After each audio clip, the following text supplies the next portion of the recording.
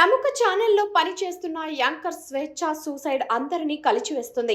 తమ కూతురి మరణానికి పూర్ణచందర్ అనే వ్యక్తి కారణమని ఆయన కన్నీరు పెట్టుకున్నారు. అసలు ఆయన చెప్పిన వివరాల్లోకి వెళ్తే తన కూతురు ఇలా చేసుకోవడానికి పూర్ణచందర్ అనే వ్యక్తి కారణమని ఆరోపించారు. గత 3 సంవత్సరాల నుంచి నా కూతురు వెంట పూర్ణచందర్ రావు పడ్డాడు. పూర్ణచందర్ వేధింపుల వల్లనే నా కూతురు చేసుకుంది. నా కూతురిని పెళ్లి చేసుకుంటానని 3 ఏళ్లుగా పూర్ణచందర్ వెంటపడి వేధించాడు.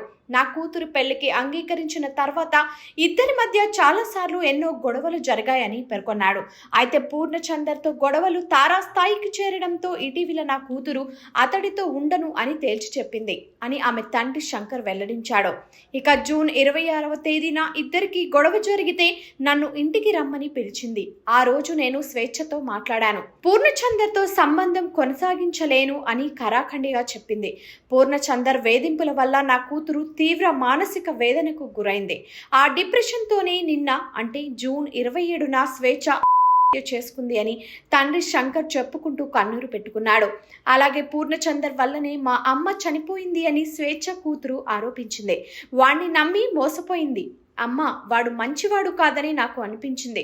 వద్దమ్మా అని చెప్పినా వినలేదు మా అమ్మ అని యాంకర్ స్వేచ్ఛ కూతురు ఎమోషనల్ అయింది.